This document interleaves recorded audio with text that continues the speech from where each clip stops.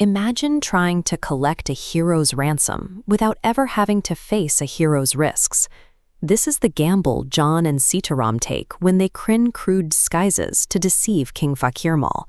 They present themselves as legendary protectors, expecting to walk away with a massive cash bounty for doing nothing. The king is convinced, but his gratitude comes with a condition. He demands an immediate public demonstration of the bravery he's just paid for.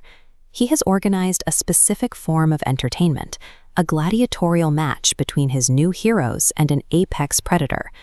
The moment the cage door opens, the imposter's psychological facade shatters. Faced with actual lethal danger, their only instinct is to flee. In a desperate attempt to escape the arena floor, they sprint into the only enclosure available, an iron cage. They effectively imprison themselves to stay out of the tiger's reach. Stealing a hero's identity carries an immediate biological tax. You inherit the legend's deadliest liabilities the moment you claim their rewards.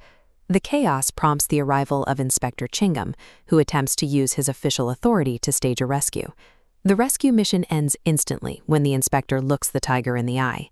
Overcome by physical terror, he faints before he can take a single step. This leaves the arena in a total vacuum of power. The criminals are hiding in a cage, and the law is unconscious on the ground. When confronted with primal violence, both structural authority and performative bravado tend to evaporate, leaving the situation paralyzed. Motu and Patlu, the genuine subjects of the imposter's ruse, finally arrive at the arena to find a crowd waiting for blood. King Fakirmal insists that if they are the real heroes, they must prove it by defeating the tiger for the public's amusement. The king and the spectators settle in, anticipating a high-impact physical showdown. But Motu disrupts the entire spectacle by refusing to engage in a fight. He argues that using animals for entertainment is a violation of his principles. He chooses to de-escalate rather than satisfy the crowd's demand for cruelty. A hero's first move is often the rejection of the violent terms dictated by a corrupt system. Motu bypasses physical force and instead targets the tiger's decision-making through a concept called asymmetric reputation risk. This scale represents the tiger's status. Defeating a mortal keeps his standing exactly where it started, 0 prestige 1.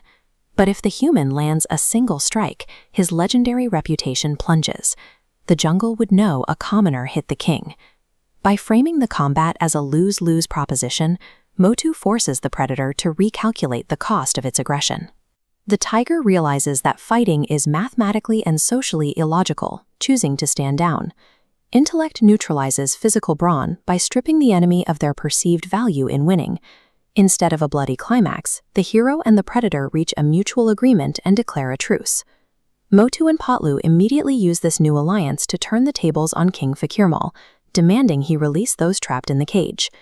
The king is sentenced to spend a month inside his own cage, experiencing the same confinement he intended for others. Facing the consequences of their actions, John and Sitaram abandon their ruse and admit their fault.